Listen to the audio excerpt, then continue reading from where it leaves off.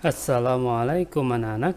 Kita buka pelajaran PAI kelas 3A dan 3B yang melapaskan basmalah. Bismillahirrahmanirrahim. Anak-anak yang Ustaz cintai karena Allah, hari ini kita akan melanjutkan pelajaran tentang kisah keteladanan Nabi Syuaib alaihi wasallam. Anak-anak, Nabi Syuaib ini merupakan nabi dari kaum bangsa Arab yang salah satunya dari bangsa Madian. Dari kaum ada 4 nabi yang kita kenal dalam Al-Quran itu berasal dari Arab.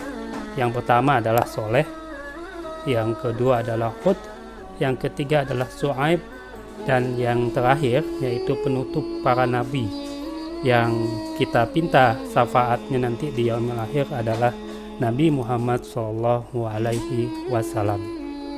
Jadi anak-anak, ada 4 nabi yang berasal dari Arab. Baiklah anak-anak, kita lanjut dengan kisah keteladanan Nabi Syuaib alaihi wasallam. Nabi Syuaib ini berasal dari suku Madian. Suku Madian. Jadi Nabi Syuaib ini disebut juga sebagai Khatibul Anbiya, yaitu khatibnya para nabi. Nabi Syuaib ini dikenal dengan oratornya para nabi. Dia mempunyai bahasa yang lembut, bahasa yang bagus, cerdas, bijaksana dalam menyampaikan nasihat kepada orang-orang untuk berbuat baik. Jadi Nabi Syuaib ini salah satu kelebihannya adalah bicaranya itu lembut, bagus, bersair dan sebagainya. Jadi lafal yang diucapkannya fasih. Jadi Nabi Syuaib ini adalah nabi yang sangat menguasai bahasa kaumnya, dan dia diperintahkan untuk berdakwah dengan kaumnya juga, yaitu salah satunya kaum Madian. Anak-anak, di buku PAI kalian kita akan membahas tentang kesesatan kaum Madian. Yang pertama, mengapa Nabi Syuaib ini diturunkan ke kaumnya sendiri? Karena kaumnya sendiri ini salah satunya melakukan kesirikan. Inilah kesesatannya. Kalau kesirikan itu bisa menduakan Allah, bahkan tidak menyembah Allah.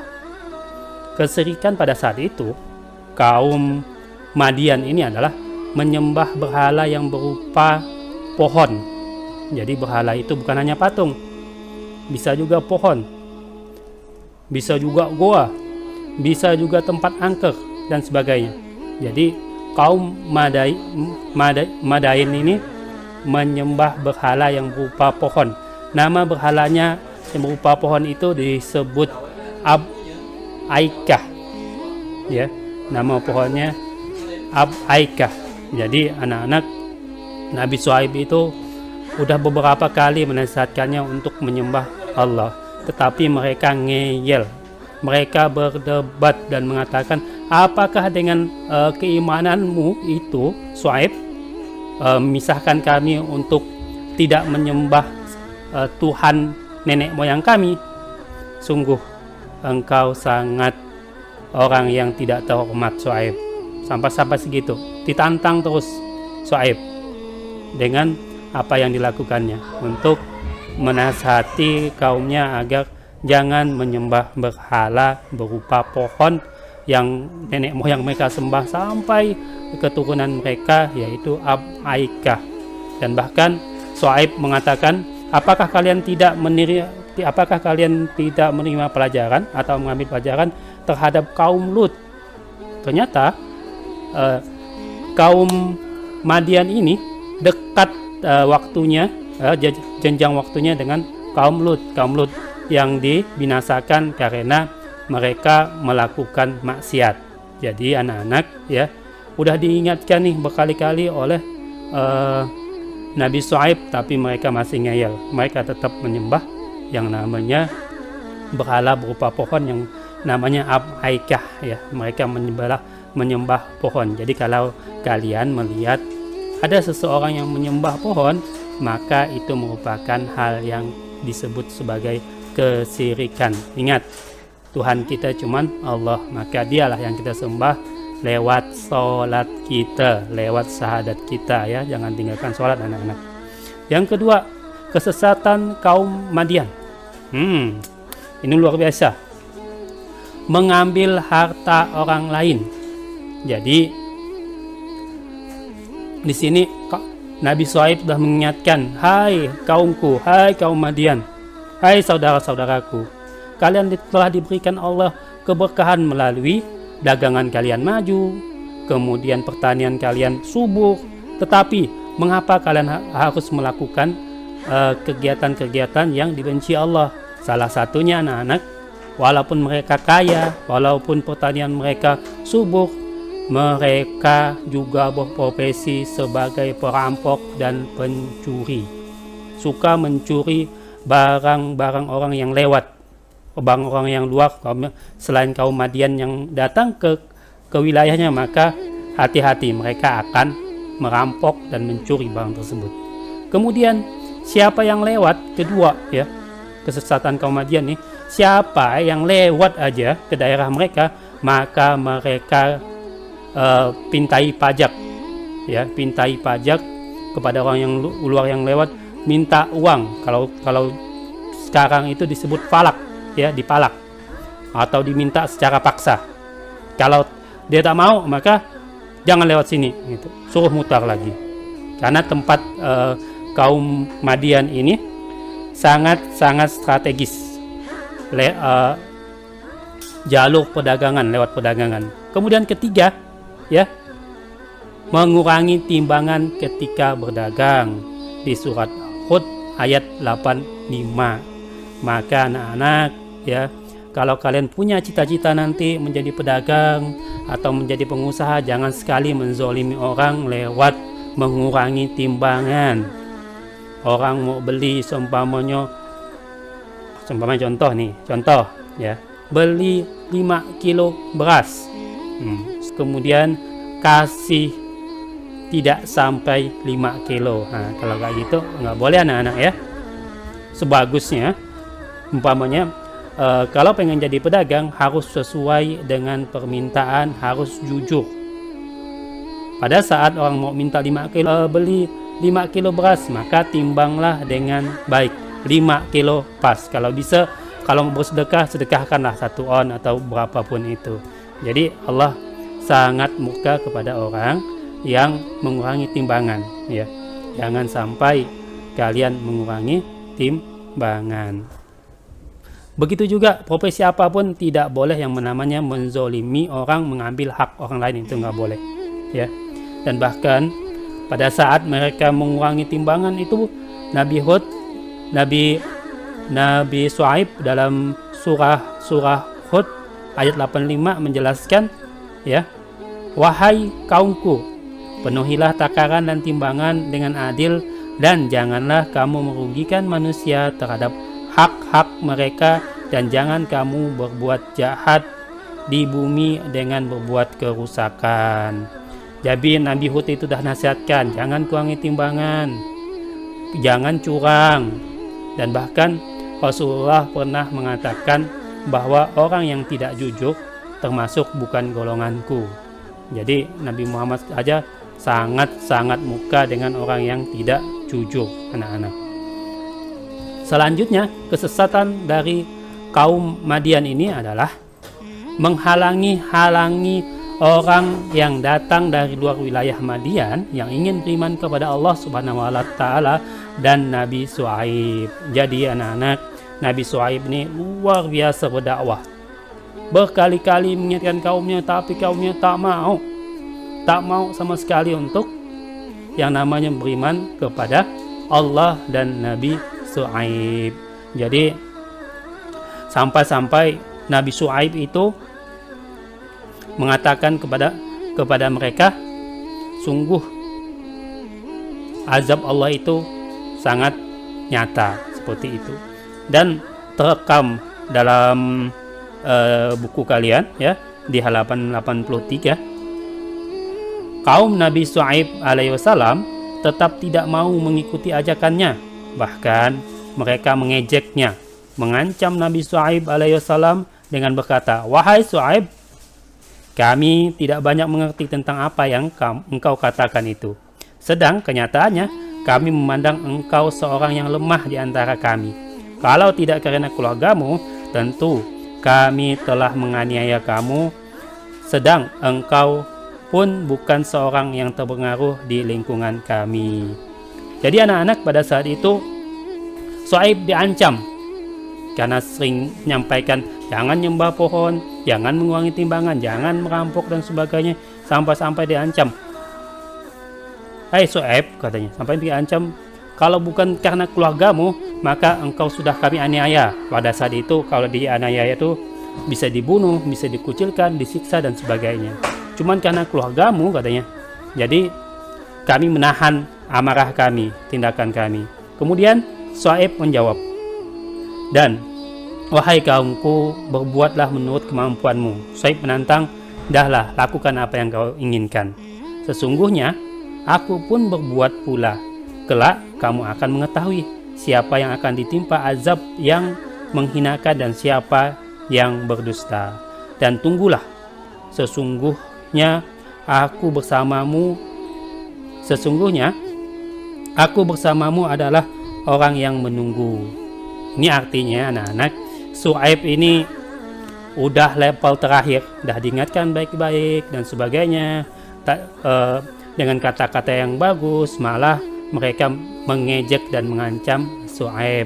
Dalam Ibnu Katsir mengatakan, dalam tafsirnya dia mengatakan bahkan Shu'aib menjawab pada saat itu, "Seharusnya kalian tidak takut dengan keluargaku, tetapi yang kalian takutkan adalah Allah yang maha besar, yang pernah mengazab kaum Lut.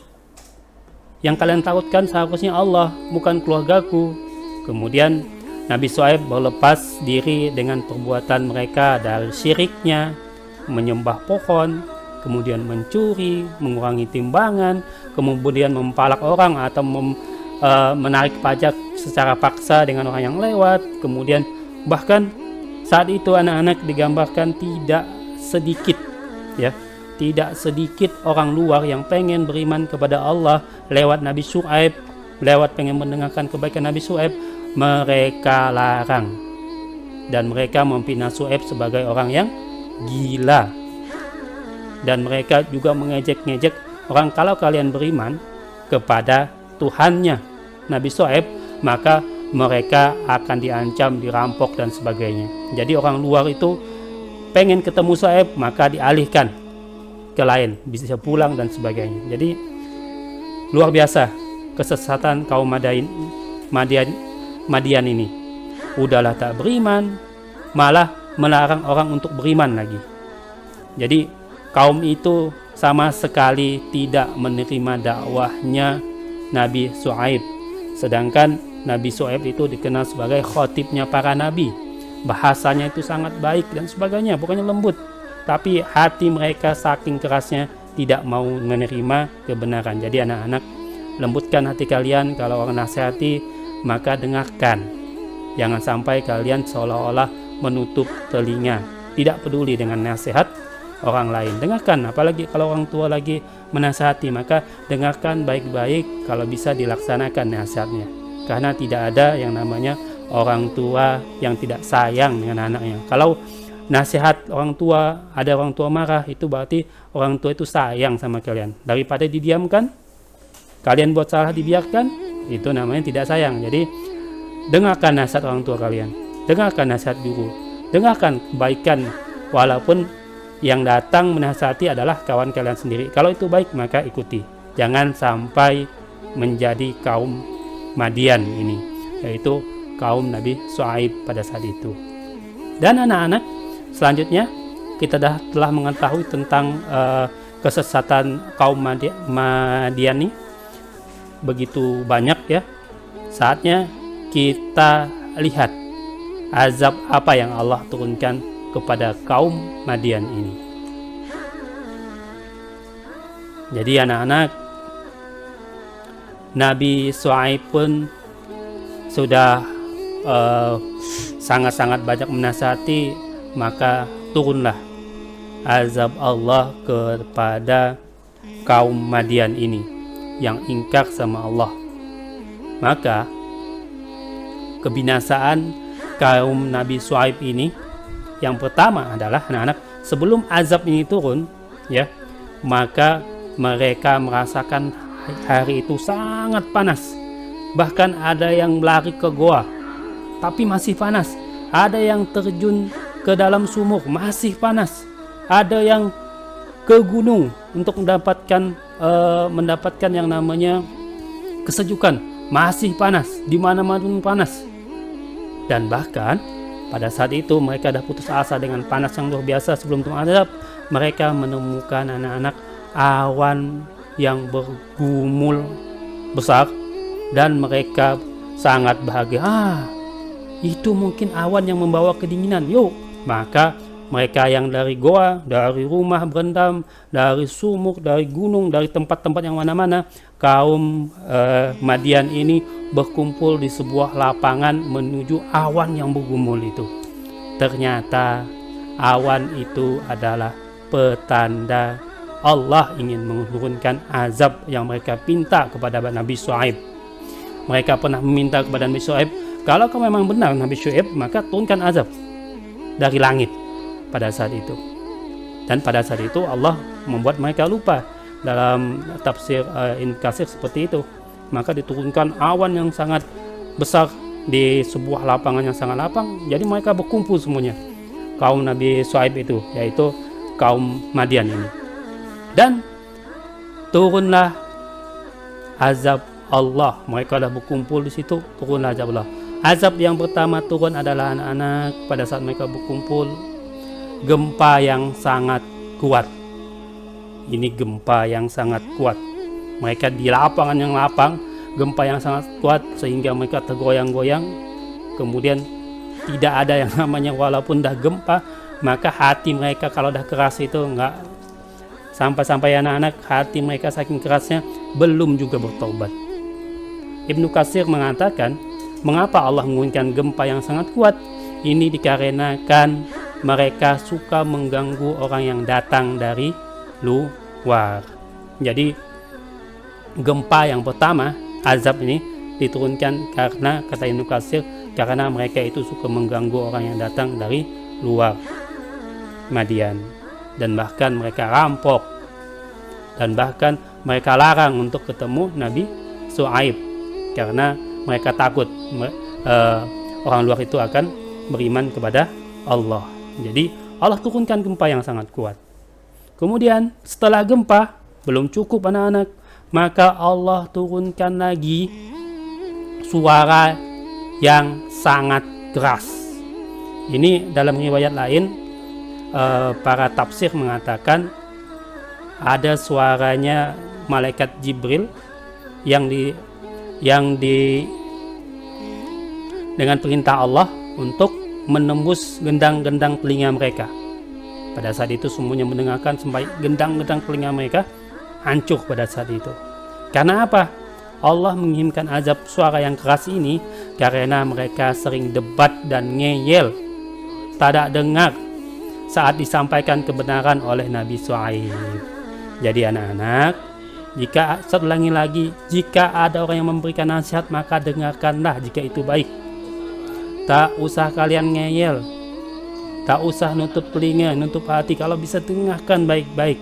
Ini pelajaran kaum Nabi Shu'aib yang keras kepala, yang sering berdebat, sering ngeyel, sering melawan pada saat disampaikan kebenaran. Maka pada saat itu Allah turunkan azab suara yang sangat keras sehingga telinga mereka, gendang telinga mereka pecah saat itu. Kemudian belum cukup anak-anak. Setelah gempa yang sangat kuat, suara yang keras, Allah menurunkan yang terakhir. Mereka disambar petir yang sangat keras. Masya Allah. Na'udzubillahi min zalik. Kesyirikan mereka yang pertama, menyembah pohon, kemudian merampas hak orang lain, kemudian melarang orang untuk beriman dari luar. Maka 3 sekaligus azab yang Allah timpakan kepada kaum Madian ini. Mereka disambak petir yang sangat keras. Wah, itu tak bisa dibayangkan kalau disambak petir hangusnya kayak apa. Ini kata Ibnu Katsir dalam tafsirnya mengatakan mereka disambak petir yang sangat keras ini azabnya karena mereka menantang Nabi Shu'aib untuk menurunkan azab dari langit. Dan ini nih orang yang suka nantang-nantang, udah tahu yang disampaikan kebenaran tapi masih ditantang-tantang. Udah tahu sholat itu adalah tiang agama, masih bilang apa sholat? Itu apa sholat? Udah tahu bahwa zalim sama orang itu berdosa, tak apa-apalah, cuma sedikit, ada banyak. Jadi anak-anak jangan tantang Allah dengan hal-hal yang sepele, karena apapun yang diperintahkan Allah itu benar, dan jangan mencoba-coba apa yang dilarang Allah. Seumpamanya tidak boleh mencubit orang, tidak boleh nyakitin orang, tidak boleh mencuri. Jangan coba-coba untuk menantang melakukan apa-apa yang dilarang Allah. Seharusnya yang diperintahkannya kita laksanakan. Jadi anak-anak, mereka disambak petir karena menantang Shu'aib untuk menurunkan azab dari langit. Maka pada saat itu semua kaum Madain terkapar mati karena 3 azab ini. 3 azab sekaligus. Kenapa?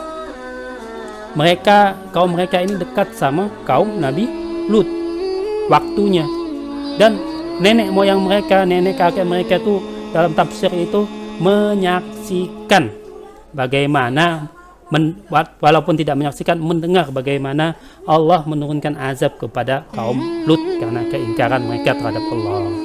Jadi anak-anak, semangat terus belajar. Semoga Allah menjadikan kita menjadi hamba-hamba yang taat, beriman, soleh kepada Allah. Dan termasuk semoga saya doakan Ustadz kalian dan keluarga kalian, keluarga Ustadz dan orang yang kita sayangi bisa mendapat syafaat dari Allah Subhanahu wa taala nanti di yaumil akhir, dan kita bisa masuk surga tanpa hisab bersama keluarga kita, ya. Mungkin itu yang saya bisa sampaikan. Kita tutup dengan melafazkan hamdalah, alhamdulillahirabbil alamin, dan doa penutup majelis, subhanakallahumma wa bihamdika asyhadu an la ilaha illa anta astaghfiruka wa atubu ilaik. Assalamualaikum warahmatullahi wabarakatuh.